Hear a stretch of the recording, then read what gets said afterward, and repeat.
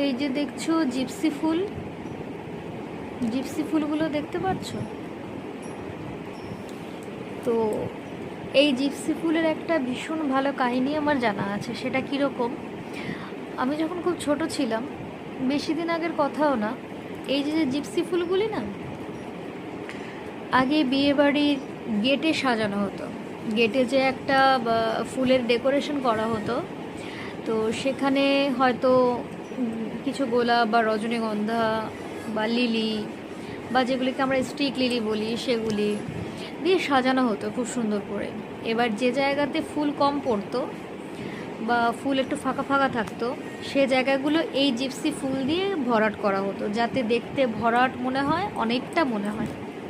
তো জিপসি ফুলের কাজ ছিল কিন্তু সেটাই।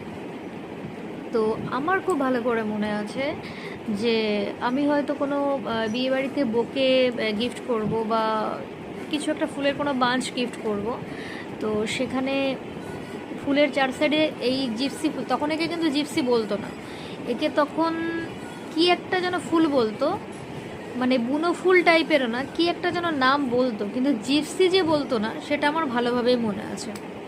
কারণ যে জিনিসটার যখন যত চাহিদা বেড়ে যায় না, তার একটু হটকে টাইপের একটা ইংলিশ টাইপের নাম তৈরি হয়ে যায়। যে কোনো জিনিসের হয়তো এর কোনো সায়েন্টিফিক্যালি নাম থাকবে, বাট সেটা পাবলিকালি কিন্তু ওরালভাবে আসে না, মানে মুখে মুখে আসে না। তো যাই হোক, এই ফুলটা তখন গেট ভর্তি করার কাজে লাগতো, বা বউ যেখানে বসবে সেখানে অত শত ডেকোরেশন হতো না, বাট বউয়ের সাজের মধ্যে এই ফুলগুলো থাকতো না। কারণ জিপসি হচ্ছে ভীষণ কম দামি, একদম লো রেটেড, চিপ রেটেড ফুল। তো ওটা দিয়ে যদি বউ সাজে, তাহলে একটা চিপ রেটেড একটা ব্যাপার চলে আসে, আর ন্যাচারালি এটা কোনো কিছুতে ইউজ হতো না। এখন যেটা বলতে চাইছি সেটা হলো, এই হচ্ছে সেই ফুল যে ফুলগুলো জায়গা ভরাট করার কাজে লাগতো। সেই ফুলটার হঠাৎ করেই ট্রেন্ডিংয়ে এমনভাবে চাহিদা বেড়ে গেল যে এখন এই কটা ফুলের দাম 100 টাকা।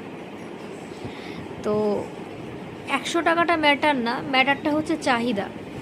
যে জিনিসের ডিমান্ড যত বেশি আর তার সাপ্লাই যতই কম হোক বা বেশি হোক, তার কিন্তু রেঞ্জটা ততই হাই হয়ে যায়। তো আজকে আমি সেজেছি জিপসি দিয়ে। আজ যদি এটা আজ থেকে 15 থেকে 17 বছর আগে হতো, তাহলে আমাকে সবাই বলতো যে আর ফুল খুঁজে কেউ পায়নি, তাই জন্য ওই যা পেয়েছে বুনো ফুল, বনের ফুল, রাস্তার পাশে পড়ে থাকা ফুলগুলো মাথায় গুঁজে নিয়েছে, সেটা দিয়েই সাজা হয়ে গেছে।